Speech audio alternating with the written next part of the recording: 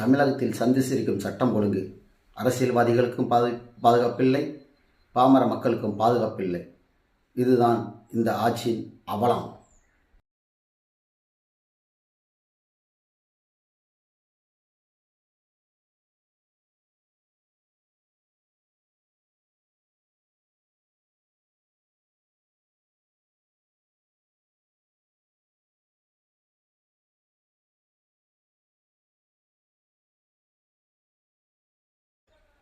தமிழகத்தில் எந்த வருடமும் இல்லாத அளவுக்கு இந்த வருடம் படுகொலைகள் தமிழகத்தில் அதிகமாக அரங்கேறி வருகிறது.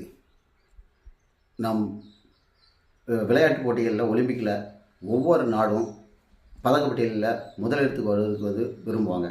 ஆனால் நம் தமிழகத்தில் முதல் இடத்துக்கு வருவதற்கு போட்டி எப்படின்னா, இன்றைக்கி கொலைகளில் தான் இன்றைக்கி முதல் இடத்துக்கு வருது. இன்றைக்கி தமிழகத்தில் இந்த ஆண்டு இப்போது அக்டோபர் இன்னும் முடியல, இந்த அக்டோபர் வரை நடந்த கொலைகளின் எண்ணிக்கை 831. சென்னையில் 115 கொலைகள் நடந்துள்ளது. முதலிடத்தில் சென்னை உள்ளது. இரண்டாவது இடத்தில் மதுரை 55 கொலைகள் நடந்திருக்கிறது. மூன்றாவது இடத்தில் 42 கொலைகளுடன் தூத்துக்குடி. நான்காவது இடத்தில் 36 கொலைகளுடன் விருதுநகர். ஐந்தாவது இடத்தில் 35 கொலைகள் கிருஷ்ணகிரியில் நடந்திருக்கிறது. கோவையில் 33 கொலைகள் நடந்திருக்கிறது, 6வது இடம். திருச்சியில் 7வது இடம் பிடிச்சிருக்கு திருச்சி. மொத்த கொலைகள் 30. நெல்லை தூத்துக்குடியும் இந்த பதக்கப்பட்டியலில் முன்னே வர்ற மாதிரி 29 கொலைகள் நடந்திருக்கு. இது 8வது இடத்துல இருக்குது. சிவகங்கை 26 கொலைகள் நடந்து 9வது இடம். நம்ம திருவள்ளூர் மாவட்டம் 10வது இடத்துக்கு போயிட்டு 25 கொலைகள். மொத்தம் இந்த அக்டோபர் முடியல, அதுக்குள்ளே 831 கொலைகள். ஒரு மாதத்திற்கு சராசரியாக 90 கொலைகளுக்கு மேல் தமிழ்நாட்டில் நடந்திருக்கிறது. எவ்வளவு இந்த காவல்துறையை கையில் வைத்திருக்கிறது முதலமைச்சர். இந்த முதலமைச்சர் இந்த சட்ட ஒழுங்கை ஒரு பாதுகாக்க முடியல. இன்றைக்கி அரசியல்வாதிகள், ஆம்ஸ்டாங் ஒரு பெரிய ஒரு தேசிய கட்சியின் ஒரு மாநில தலைவர், அவர் இட்ட பகலில் படுகொலை செய்யப்படுகிறார். அந்த கொலைக்கு இதுவரை 25க்கும் மேற்பட்டவர்கள் கைது செய்திருக்காங்க. தமிழ்நாட்டில் என்ன நடக்குதுன்னே தெரில. சட்டம் ஒழுங்கு, படித்த இளைஞர்கள் படுகொலை செய்யப்படுகிறார்கள். அதுவும் நடு ரோட்டில் வெட்டி படுகொலை செய்யப்படுகிறார்கள். அந்த கொலை செய்த கொலையாளிகள் 90 நாளுக்குள்ள வெளியே வராங்க. சட்டம் ஒழுங்கு அவ்வளோ மோசமாக இருக்குது. மக்கள் வெளியே நடமாடுறதுக்கே அவளுக்கு பயந்து வெளியே நடமாடிட்டு இருக்காங்க. இதில் முதலமைச்சர் தன் சட்டம் ஒழுங்கை கையில் வச்சுருக்கிறார். போலீஸ் இலக்காவையும் அவர் தான் கையில் வச்சுருக்கிறாரு. சட்டம் ஒழுங்கு ஒரு பராமரிக்க முடியல ஒரு முதலமைச்சர். எப்படி வெளியே இப்போ மக்கள் நடமாட முடியும் சுதந்திரமா? கேட்டால் தமிழகம் அமைதி பூங்காவாக இருக்கிறதுன்னு சொல்லியே.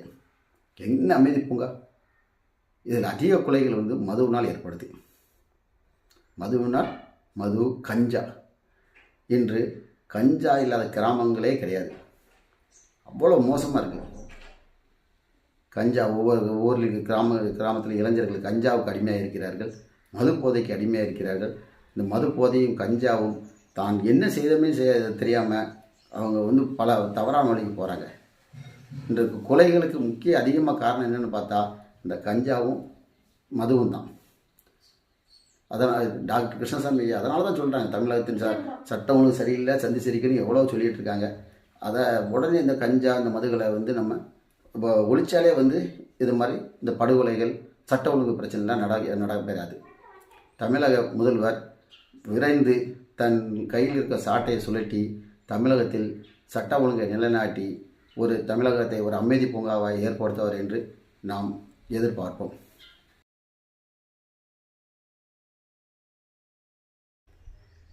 கிரிக்கெட்டில் சச்சின் டெண்டுல்கர் 1000 ரன்கள் அடித்தார், விராட் கோலி 1000 ரன்கள் அடித்தார், ரோஹித் சர்மா 1000 ரன்கள் அடித்தார்னு சொல்லுவாங்க. அதுபோல் தமிழகத்தில் இன்னும் 2.5 மாதங்களுக்கு மேல் இருக்கிறது. இந்த 2.5 மாதங்களுக்கு எத்தனை கொலைகள் நடைபெறுகிறது என்று பயமாக இருக்கிறது. என்னுடைய ஒரு சந்தேகம், 1000 படுகொலைக்கு மேல் நடந்து விடுமோ என்ற ஒரு அச்சம் ஏற்படுகிறது. இந்த முதல்வர் அவர்கள் அந்த இலக்கை எட்டாத அளவுக்கு தன்னுடைய பணியில் கொஞ்சம் விறுவிறுப்பு காட்டுவார்னு நினைக்கிறேன்.